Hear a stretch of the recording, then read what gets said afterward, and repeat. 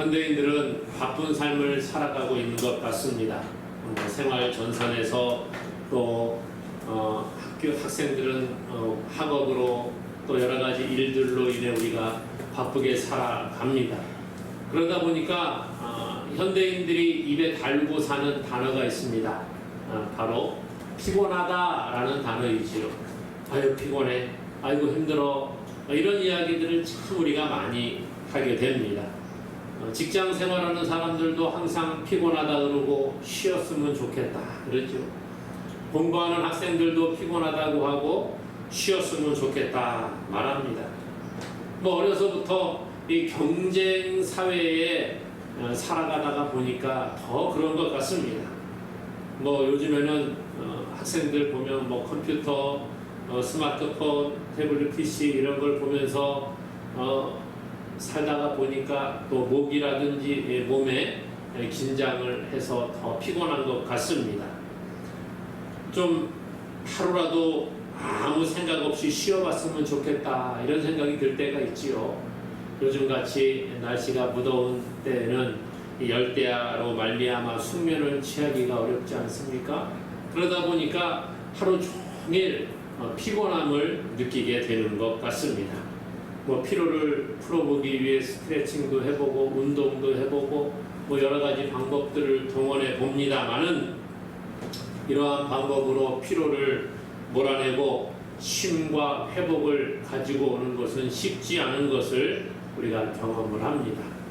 운동을 해도 그렇고 영양제를 아무리 많이 섭취한다고 해도 피로가 가시지 않는 것 같습니다. 또 여행을 통해서 좀 마음의 쉼을 얻어봐야 되겠다 생각을 해보아도요. 요즘 같은 시기에 코로나가 막 확산되어졌는데 어디 여행을 다닌다 이것도 쉽지가 않은 것 같아요. 가는 사람도 부담되고 그곳의 여행지도 또 사람들이 부담을 느끼는 것 같습니다. 이처럼 지치고 상한 육체와 마음의 치유와 힘을 받고 싶은 것이 인간의 모습이라는 거예요. 그런데 세상에서는 이러한 힘을 완전히 누리기는 어려운 것을 우리가 날마다 경험을 해봅니다. 오늘 본문에서 예수님께서는요, 이렇게 지치고 상한 우리 인생을 향하여 말씀하시는 거예요. 수고하고 무거운 짐진 자들아 다 내게로 오라. 내가 너희를 쉬게 하리라. 오늘 예수님이 우리를 부르시고 쉼을 주시겠다 약속하고 계시는 것이지요. 그래서 오늘 본문을 통해서 쉼을 주시는 예수님이라는 제목으로 말씀의 은혜를 한번 나누어 보고자 합니다. 먼저 모든 사람들에게는 쉼이 필요하다는 거예요. 휴식이 필요하다는 것입니다. 앞에 말씀드린 것처럼 현대인들은 수많은 스트레스와 문제 가운데 노출되어 살아갑니다. 스트레스 없는 사람이 없지요. 스트레스 지수가 높으냐 아니면 조금 낮으냐 그 차이인 것 같아요. 학생들은 공부 때문에 입시에 스트레스를 받습니다. 부모님들은 우리 자녀들을 어떻게 잘 교육할 것인가 그런 스트레스 가운데 있습니다. 젊은이들 대학을 졸업하면 취업 문제로 고민을 하지요. 그래서 요즘에는 취업이 잘 안 되다 보니까 학생들이 이 졸업을 유예하는 일들이 참 많이 있다고 합니다. 실제로요, 많은 사람들이 대학교 졸업장을 받는 것보다는 졸업을 유예하고 취업을 준비하는 게 더 유리하다 이렇게 이야기를 하기도 합니다. 이러한 취업 문제로 스트레스를 받습니다. 또 회사에 들어가도 정규직이냐 비정규직이냐에 따라서 그 스트레스 강도는 다른 것을 보지요. 직장 생활을 한다고 해서 다 좋은 것만은 아닌 것 같습니다. 정년 문제로 또 퇴직 후 노후 문제로 고민을 합니다. 그래서 어제 잠시 이렇게 뉴스 기사를 보니까 공무원 시험을 준비하는 20대, 30대 이 젊은 청년들이 30%가 넘더라고요. 20, 30대 30%가 넘는 숫자가 공무원 준비를 한대요. 그래서 왜 공무원이 되기를 원하느냐 그랬더니 정년이 보장되어져 있어서 조금 더 노후에 그 퇴직을 한 후에 연금을 보장되니까 뭐 이런 내용들이 많이 있었고, 국가와 사회를 위해서 헌신하기 위해서 이러한 대답은 12점 몇 %밖에 되지 않더라고요. 무슨 얘기합니까? 그만큼 취업하기가 어렵고 노후가 불확실하기 때문에 그런 스트레스 가운데 젊은이들이 공무원 시험에 매달리고 있다는 것이죠. 생계에 무거운 짐을 지고 살아가는 수많은 사람들이 있습니다. 하루하루를 어떻게 살아갈 것이냐. 요즘 같은 코로나 시대에는 정말 더 어려움을 겪는 사람들이 많이 있습니다. 정말 물질 문제로 힘들어하는 사람들이 있는 것을 보게 되지요. 가정의 불화와 이웃들과의 관계, 이러한 여러 가지 문제들이 우리에게 무거운 짐으로 다가온다는 거예요. 건강 문제도 그렇습니다. 질병으로 고통받고 병원에서 치료를 받으면 그나마 다행이에요. 병원의 치료도 받지 못하는 사람들이 있잖아요. 병원비가 부담이 되고 정말 차라리 빨리 죽는 것이 낫겠구나 이렇게 생각하는 분들도 있는 것을 보게 됩니다. 노인 돌봄 문제가 우리나라에도 아주 심각한 문제 가운데 하나 있지요. 고령화, 초고령화 사회로 우리가 접어들면서 정말 이 노인 문제도 참 어렵다 이런 생각을 해봅니다. 뿐만 아니라 자살과 범죄의 소식이 끊이지 않는 이 사회가 지금 우리가 살아가고 있는 사회라는 거예요. 많은 문제와 스트레스 가운데 정말 삶이 어렵다라는 생각을 해보게 됩니다. 세상만 그렇습니까? 아니라는 거예요. 교회도 마찬가지지요. 우리가 신앙생활하면 문제가 없을 것 같아 보입니까? 아니잖아요. 우리 자신을 한번 돌아보십시오. 내가 세상에서 정말 찢기고 상한 심령을 가지고 이렇게 교회에 나오니까 정말 편하구나, 행복하구나, 이런 사람 많지가 않더라고요. 신앙생활 하면서도 여러 가지 어려움 가운데 살아가는 것을 봅니다. 신앙생활 하면서 내가 말씀대로 살지 못했구나, 이러한 죄책감과 무거운 짐에 눌려있는 사람들이 있어요. 하나님께 예배하지만 예배에 나와서도 늘 하나님께 더 충성하지 못하고 하나님께 더 예배를 많이 드리지 못하고 봉사하지 못하는 것 때문에 무거운 짐을 지고 살아가는 사람들이 있음을 보게 된다는 것이죠. 예배에 빠지면 안 된다는 생각. 그래서 예배에 한 번만 빠져도 아주 괴로워하는 그런 사람들이 있습니다. 물론 예배가 중요합니다. 우리가 예배에 목숨을 걸어야 합니다. 그러나 그것이 우리를 누르는 짐이 되어서는 안 된다는 거예요. 요즘 같은 시기에 예배에 대한 부담이 스트레스로 작용하는 경우가 참 많이 있습니다. 코로나 때문에 이 현장 예배가 어려운 이 시기에 특별히 이 젊은 이들이 교회에 나오는 것이 쉽지가 않다, 그런 얘기 하더라고요. 직장 생활하면서 너 교회 나갔느냐 이런 물어보니까 참 어렵다 그래요. 그래서 많은 젊은 사람들이 또 30대, 40대 그 신앙인들이 영상으로 예배에 참여하는 경우가 늘어나고 있습니다. 그러다 보니까 영상으로 내가 예배에 참여하는 게 과연 옳은 것인가? 이런 생각이 들지요. 집에 소파에 앉아서 컴퓨터 앞에 그냥 앉아서 예배에 참여하는 것이 하나님이 기뻐 받으실 만한 예배인가? 고민하고 그러다 보니 죄책감도 늘어나기도 하고, 또 어떤 사람은 그것이 또 한편으로는 하나님 보세요, 지금 세상이 이러니까 영상으로 예배 참여하는 게 당연하지요, 그리고 도리어 위안을 얻기도 하는 것을 보게 됩니다. 이것만 그렇습니까? 성도라고 하면 전도에 대한 부담이 있는 것을 보게 됩니다. 목회자가 전도 얘기 설교 한 번만 하면 그때부터 막 마음에 부담이 되는 거예요. 나도 전도 한 번 해야 되는데, 난 전도할 줄도 모르는데, 나는 무슨 이야기도 할 줄 모르는데 목사님 괜히 전도 이야기해서 내가 마음에 부담이 되고 스트레스를 받는구나. 여러분 그렇지 않습니까? 감당치 못할 짐처럼 다가올 때가 있다는 거예요. 여러분들만 그렇습니까? 아니요, 목회자인 저도 마찬가지예요. 교회에 대한 부흥의 부담감이 있습니다. 숫자에 대한 부담감이 있습니다. 교회를 어떻게 아름답게 든든히 세워갈 것인가, 그러한 부담감이 있습니다. 그래서 많은 부담이 우리 가운데 있다 보니까 그것이 무거운 짐이 되고, 우리가 아름다운 신앙생활, 하나님 앞에서 정말 보시기에 아름다운 믿음의 사람으로 서기가 점점 힘들어지고 있다는 거예요. 그러다 보니 우울감 가운데 빠지기도 하고 불안함이 우리 가운데 몰려오기도 합니다.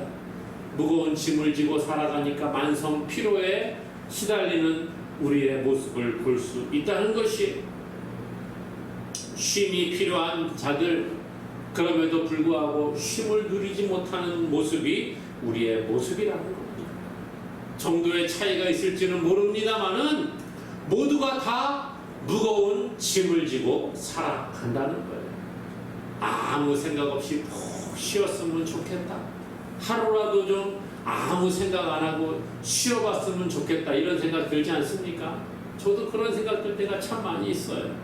그래서 어느 날은 참 몸도 힘들고 마음도 지치면 아무 생각 없이 하루 쉬었으면 좋겠다. 그리고 그냥 집에서 누워 있습니다. 그런데 그게 쉬는 겁니까? 점점 더 그냥 머리에 잡생각이 들어오고 더 혼란스러운 것을 경험해 보지 않습니까? 왜 이러한 문제들이 우리를 누르는 짐으로 작용할까요? 그것은 바로 내가 이 문제를 해결하려고 하기 때문이라는 거예요. 내가 무언가를 해야 된다는 생각이 있으니까 그것이 우리에게 더 큰 짐으로 다가온다는 거예요. 사랑하는 여러분, 내가 이 짐을 다 지고 간다, 그런 사람 있습니까? 없다는 거예요. 오늘 예수님은요, 수고하고 무거운 짐진 자들을 부르고 계시는 거예요. 이 수고하고 무거운 짐진 자들, 수고한다, 이것은 계속적인 노동으로 말미암아 지쳐있는 그러한 상태를 이야기하는 겁니다. 하루도 쉬지 못하고 날마다 힘들게 일함으로 말미암아 지쳐있는 상황, 이것을 수고하고 이렇게 이야기하는 거예요. 무거운 짐진 자들, 이것은 스스로 내가 일을 하다가 내가 이거 저쪽으로 옮겨야지 생각을 하고 짐을 지고 옮기는 그런 내용이 아니에요. 무거운 짐을 지었다 이 말은 다른 사람이, 다른 대상이 나에게 짐을 얹어주는 겁니다. 그래서 자기 스스로가 아니라 마지못해서 짐을 지고 가고 있는 그러한 지극히 지쳐있는 상태를 이야기하는 겁니다. 내가 의욕을 가지고 야 그래 저기 있는 짐을 가지고 저쪽에다 옮겨놔야지 막 하는 그런 무거운 짐을 지고 있는 게 아니라는 거예요. 다른 사람이 나에게 져준 그러한 짐, 이것을 가리켜 무거운 짐을 진 자들, 이렇게 오늘 본문은 우리에게 말해주고 있는 것이죠. 많은 사람들이 수고하고 무거운 짐을 지고 살아갑니다. 자기의 의지에 의해서가 아니라 타의에 의해서, 다른 사람의 의지에 의해서 그렇게 끌려가고 있다는 거죠. 예수님 당시의 유대인들은 서기관과 바리새인들이 정해놓은 규정에 의해서 종교적인 규칙과 의무를 지켜야 한다고 강요를 받았습니다. 그래서 율법에 기록되어져 있는 하나님이 모세에게 주신 율법 이외에 이것들을 좀 더 세부적인 것들로 나누고 거기에다가 자기들의 주석을 달아서 그것을 지키도록 강요를 했습니다. 그래서 성경에 보게 되면 예수님 당시에 안식일에 불을 피우는 것들을 금지했습니다. 안식일에 병을 고치는 것도 금했어요. 왜요? 안식일에 아무것도 하지 마라. 안식일을 기억하여 거룩하게 지켜라 그랬는데 안식일에 불을 피우는 것은 노동이라는 거예요. 안식일에 병든 자를 고쳐주는 것은 노동을 하는 것이라는 거죠. 그래서 예수님께서 안식일에 병든 자를 고치실 때에 이 유대인들이 비난하는 것이 성경에 소개가 됩니다. 뿐만 아니라 안식일에 배가 고픈 사람이 가다가 길에 그 밀 이삭을 잘라서 손으로 비벼서 먹으면 그것도 안식일을 범하는 것이라 그랬어요. 실제로 예수님의 제자들이 길을 가다가 배가 고파서 그 길에 있는 그 밀 이삭을 잘라서 손으로 비벼서 먹은 일이 있었지요. 그때 유대인들이 비난을 했어요. 안식일을 지키지 않았다. 왜요? 안식일에 길을 가는데 배가 고프니까 밀 이삭을 잘라서 그것을 비벼서 그걸 먹었어요. 이게 노동이라는 거죠. 추수했다는 거예요. 이렇게 아주 작은 일까지도 규정을 만들어서 사람들을 무겁게 한 거예요. 그러다 보니 이러한 상황 가운데 사람들은 점점 안식일이나 율법을 지키는 것이 무거운 짐으로 다가왔습니다. 다른 사람 서기관과 바리새인들이 지어준 이 율법의 무거운 짐을 지고 그렇게 힘들게 이들이 살아가고 있었다는 거예요. 생활에 지치고 당시의 시대적인 배경, 종교적인 율법에 얽매여 있는 이러한 자들을 향하여 예수님 말씀하십니다. 수고하고 무거운 짐진 자들아 다 내게로 오라. 주님이 부르시는 거예요. 쉼이 필요한 인생을 부르고 계시는 것입니다. 삶의 무게에 눌려 신음하는 인생을 주님이 부르시는 거예요. 사람들에게 치이고 지쳐서 있는 자들, 종교적인 부담감을 가지고 있는 자들, 오늘 저와 여러분들처럼 이렇게 삶에 지치고 종교적인 그러한 율법에 지쳐 있는 자들을 예수님이 부르고 계신 줄로 믿으시기를 바랍니다. 오늘 주님은 우리를 부르시는 거예요. 여러분 어떤 어려운 문제에 눌려 있다고 할지라도 낙심하지 마십시오. 남이 지어준 짐이 너무나도 무거워서 이제는 나는 이 짐을 더 이상 질 수가 없으니까 이것을 포기하고 싶다. 낙심 가운데 빠져 있습니까? 여러분 우리를 부르시는 주님의 음성에 귀를 기울이는 자가 되기를 주님의 이름으로 간절히 축원합니다. 오늘 예수님은요 쉼을 주시는 주님이다 그렇게 말해주고 있습니다. 수고하고 무거운 짐진 자들을 주님은 부르십니다. 그리고 그 사람들에게 쉼을 약속하신다는 거예요. 사람들은 어려운 문제, 우리를 힘들게 하는 문제들을 해결하기 위해 여러 가지 방법을 동원해 봅니다. 경제적인 어려움을 극복하기 위해 직장을 구해보고 직장에서도 페이가 적으면 직업을 또 하나 가지고 아르바이트를 하고 투잡, 쓰리잡을 가진 사람들이 많이 늘어나고 있지요. 금융기관을 찾아갑니다. 나라의 복지기관을 찾아가서 도움을 요청을 합니다. 그러나 쉽지가 않아요. 건강의 문제로 어려운 일이 있을 때 의사를 찾아가고 병원에서 치료를 받으려고 합니다. 정신적인 문제를 해결하기 위해 상담기관에 노크를 하는 경우들도 있는 것을 봅니다. 자녀의 진료 문제, 또 진학 상담 때문에 사람들을 찾아다니고 미래의 불확실성을 해결하기 위해 무속인을 찾아가는 사람들도 있는 것을 보게 됩니다. 그러나 이러한 모든 방법이 우리의 근본적인 문제를 해결해 주지 못한다는 거예요. 죄로 인해 하나님의 형상을 잃어버린 사람들의 방법으로는 결코 우리 인생의 무거운 짐을 해결할 수 없다는 거예요. 우리 영혼의 모든 문제들을 해결할 수 있는 그러한 방법은 세상에 없는 줄로 기억하시기 바랍니다. 사람의 짧은 지식으로는 결코 복잡한 이 인생의 다양한 문제들을 해결할 수 없다는 거예요.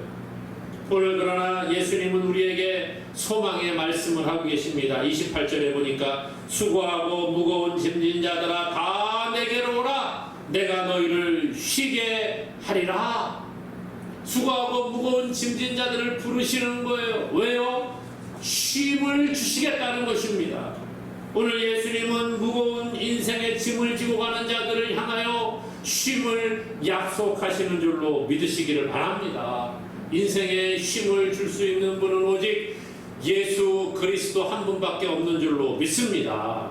율법의 무거운 짐에 눌려있는 사람들에게 참된 안식을 주시는 분은 율법을 완성하신 예수 그리스도 한 분인 줄로 믿으시기를 바랍니다.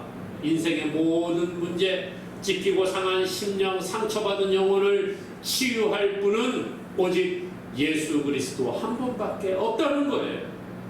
예수 그리스도가 우리의 인생의 모든 문제를 해결하고 치유하고 쉼을 주실 것을 믿습니까? 왜 예수님이 그런 것을 하실 수 있어요? 죄 가운데 놓인 인생, 무거운 짐을 지고 쓰러져 있는 인생의 모든 문제를 위하여 예수님이 이 땅에 오셨다는 거예요. 그리고 우리의 모든 죄의 문제, 인생의 문제, 죽음의 문제를 해결하시기 위해 십자가에서 그 값을 지불하시는 것이지요. 그래서 예수님이 십자가에서 우리의 죄를 대신하여 죽으심으로 말미암아 죄값을 지불하시고 인생의 문제, 영혼의 문제를 해결해 주셨다라는 거예요. 예수님의 구속의 십자가의 사건이야말로 우리의 모든 문제를 해결할 유일한 열쇠가 되는 줄로 믿습니다.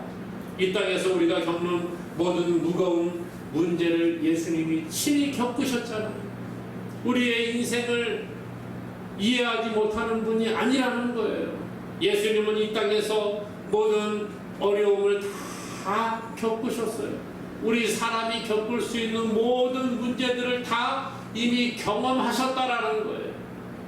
그리고 그 모든 문제를 해결하기 위해 십자가에서 죽으신 줄로 믿습니다. 그러므로 예수님의 십자가는 우리의 모든 문제를 해결하는 열쇠가 된다라는 거예요. 그러므로 사랑하는 여러분, 우리 인생의 모든 죄의 짐과 무거운 짐을 주님께 가지고 나아갈 수 있기를 바랍니다. 오늘 예수님은 우리를 부르시는 거예요. 수고하고 무거운 짐진 자들아 다 내게로 오라. 내가 너희를 쉬게 하리라.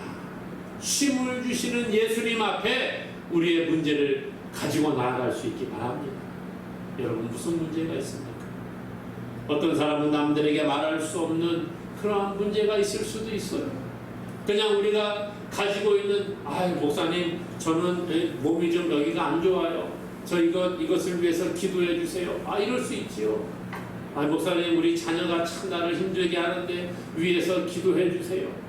목사님, 우리 가정에 이러한 문제들이 있는데 좀 도와주세요. 기도해 주세요. 이렇게 말할 수도 있지만 남들에게 말할 수 없는 나 혼자만이 가지고 있는 그러한 우리의 문제들도 있는 것을 봅니다. 어떤 사람은 남들에게 말할 수 없는 죄의 문제가 자기에게 무거운 짐이 되기도 합니다. 남들에게 말할 수 없는 나의 비밀스러운 일들이 우리를 무겁게 누르기도 한다는 거예요.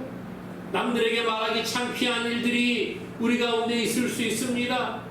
그냥 기도해 주세요. 어떻게 기도해 드릴까요? 그냥 기도만 해주세요. 이런 분들 계시거든요. 목사님 기도해 주세요. 그래서 무슨 문제 있어요? 그냥 기도만 해주세요. 그냥 그런 분들 계시잖아요. 왜요? 말할 수 없는 혼자만 가지고 있는 고통의 기도의 제목이 있어요. 목사는 알 수가 없고 사람들은 알 수가 없지만 그러한 우리의 모든 고통의 문제들까지도 주님은 알고 계시는 줄로 믿으시기를 바랍니다. 그러므로 남들에게 말할 수 없는 어려운 문제가 있으니까 주님께 가지고 나아가시기를 바랍니다. 오늘 예수님 그러시는 거예요. 얘야, 너 무거운 짐을 지고 있느냐? 남들에게 말할 수 없는 문제가 있느냐? 내게 가지고 와라. 나에게 가지고 나와라. 내가 너를 쉬게 해줄게. 너의 무거운 짐을 내려줄게. 주님 약속하고 계시는 거예요. 그러므로 우리의 모든 문제를 주님께 가지고 나아감으로 쉼을 얻는 자가 되기를 주님의 이름으로 간절히 축원합니다. 오늘 예수님께서는요, 쉼을 우리에게 주시기에 나와 함께 가자 그렇게 말씀하시는 거예요. 쉼을 주시는 예수님을 따라가는 자가 되기를 바랍니다. 오늘 29절에 말합니다. 나는 마음이 온유하고 겸손하니 나의 멍에를 메고 내게 배우라. 그래야면 너희 마음이 쉼을 얻으리니. 30절에 이는 내 멍에는 쉽고 내 짐은 가벼움이라. 인생의 모든 문제를 주님께 가지고 나아가면 쉼을 주신다는 거예요. 그런데 여기 재밌는 말씀하고 계시지요. 우리가 짐을 지고 있는데 나에게 오라, 내가 너희를 쉬게 하리라. 그런 다음에 너 짐 내려놓고 편안히 있어라, 그렇게 말씀하시는 게 아니라는 거예요. 29절에 보니까 뭘 하라 그래요? 나의 멍에를 메고 내게 배우라. 안 그래도 힘들어 죽겠는데, 정말 지쳐 쓰러지고 그냥 다 내려놓고 싶은데 주님은 나에게 오라 그러시더니 쉼을 주시겠다고 해놓고 무슨 말씀하세요? 나의 멍에를 메고 내게 배우라. 안 그래도 무거운데 멍에까지 메고 가라는 것 같아. 보이지 않습니까, 여러분? 주님은요, 우리에게 말씀하십니다. 주님의 멍에를 메고 주님께 배우는 제자가 되라는 거예요. 멍에가 뭡니까? 밭을 갈거나 짐을 끌기 위해서, 짐 수레를 끌기 위해서 이 짐승에게 나무로 만든 이 틀을 거는 것, 이걸 멍에라고 하잖아요. 틀을 만들어 놓고 그 틀을 짐승의 소나 말이나 망아지나 낙이나 이런 것에다가 딱 걸어가지고 수레를 끌고 또 밭을 가는 쟁기를 끌고 하는 이러한 도구가 바로 멍에라는 것이지요. 그런데 주님은 우리에게 주님의 멍에를 메고 배우라, 그렇게 말씀합니다. 주님의 멍에를 우리에게 메라는 거예요. 무거운 짐을 지고 있는 자들에게 쉼을 주시겠다고 해놓고 주님의 멍에를 메래요. 주님의 멍에를 메기를 원합니다. 이 멍에, 이 예수님이 말씀하시는 멍에는, 우리나라는 이 소의 멍에를 멜 때 한 마리에다가 이렇게 걸잖아요. 여기는 두 마리가 한 쌍이 되어서 멍에를 메고 가는 겁니다. 그러니까 두 마리가 같이 이렇게 멍에를 탁 메는데요, 한 마리는 유능한, 그동안 잘 일을 시켜왔던 그러한 고참 동물에다가, 예를 들면 소가 두 마리다 그러면은 한 마리는 일을 그동안 해왔던, 멍에를 메고 일을 해왔던 소가 한 마리가 있고요, 이제 처음 일을 배우는 신입 소가 있어요. 그러면 고참하고 같이 짝을 지어서 같은 멍에를 메게 하는 겁니다. 그래서 고참이랑 또 신입이랑 같이 멍에를 둘을 딱 맨 다음에 고참이 하는 것을 신입이 배우도록 하는 거예요. 이게 예수님이 말씀하신 멍에입니다. 두 마리가 매는데 하나는 그동안 숙련되어져 있는 기술을 가진 이 동물, 또 하나는 신입, 이런 거예요. 오늘 예수님은 우리에게 주님의 멍에를 메고 예수님께 배우라고 그러잖아요. 예수님이 멍에를 메고 계시는데 그 옆에 같이, 우리가 같이 멍에를 메고 예수님과 함께 걸어가는 거예요. 주님은 우리에게 말씀하십니다. 너 수고하고 무거운 짐을 지고 있느냐? 내게로 와서 쉬어라. 그리고 난 다음에 나의 멍에를 함께 메자. 내가 메고 가고 있는 이 멍에에 너 함께 들어와서 함께 가자 말씀하시는 거예요. 그리고 뭐라고 하세요? 내 멍에는 쉽고 내 짐은 가벼우니라. 인생의 무게에 눌려 살아가는 그러한 무거운 짐이 아니라는 거예요. 세상에 있는 것들이 우리를 억누를 때 주님께 가지고 나와서 세상의 짐을 내려놓고 주님이 우리에게 지어주시는 새 멍에를 메고 주님의 짐을 끌고 나아가면 그 길이 인생의 형통의 길로 나아가는 것인 줄로 믿으시기를 바랍니다. 예수님과 함께 멍에를 메고 가라는 거예요. 예수님이 이미 우리의 모든 인생의 죄의 문제와 죽음의 문제와 우리의 모든 문제들을 다 해결하셨기 때문에 예수님과 함께 가면 우리의 모든 문제가 이미 해결함 받게 된다라는 것입니다. 예수님이 해결하셨기 때문에 그곳에 우리가 합승하기만 하면 되는 거예요. 어떤 곳을 가야 되는데, 우리 목적지를 향해 가야 되는데 어떻게 갈까 고민을 합니다. 그런데 나는 차도 없고 대중교통을 이용해서 가려고 하니 차비도 없고 그래요. 그런데 누가 그곳에 가는 사람이 와갖고 탁 쓰더니 야, 너 거기 간다며? 다 같이 가자. 태워주는 거예요. 그럼 어때요? 차가 없어도 그곳까지 갈 수 있습니다. 차비가 없어도 그냥 태워주니까 같이 가는 거예요. 옆에 앉아있기만 하면 됩니다. 가면서 뭐 하는 거예요? 그냥 대화하고 앉아서 이야기하고 그러면 같이 목적지까지 가는 거예요. 주님이 이미 천국에 가는 그 차를 예비해 놓으셨습니다. 이미 우리에게 천국을 예비해 놓으시고 그곳에 가는 차까지 준비하셔서 운전하시면서 우리에게 야, 옆에 타 같이 가자 그러시는 거예요. 야, 네가 운전해라, 네가 돈 내라, 네가 기름값 내라, 네가 도로비 내라 그렇게 하지 않으세요. 그냥 옆에 타고 가기만 하면 되는 거예요. 주님의 말씀을 듣기만 하면 되는 거예요. 사랑하는 여러분, 오늘 세상에 많은 문제들로 고통받고 계십니까? 어려운 일이 있습니까? 내가 해결할 수 없는 그러한 일들이 많이 있죠. 다 주님께 가지고 나아가시기 바랍니다. 그리고 주님이 운전하시는 그 차에 우리가 같이 합승하기만 하면 되는 거예요. 그러면 주님이 우리의 모든 문제를 그곳에 싣고 주님이 운전하시는 차에 우리가 함께 나아감으로 말미암아 우리의 인생이 주님이 원하시는 방향으로 나아가게 되는 줄로 믿습니다. 예수님의 승리가 우리의 승리가 되기에 함께 그 승리를 누리기만 하면 되는 거예요.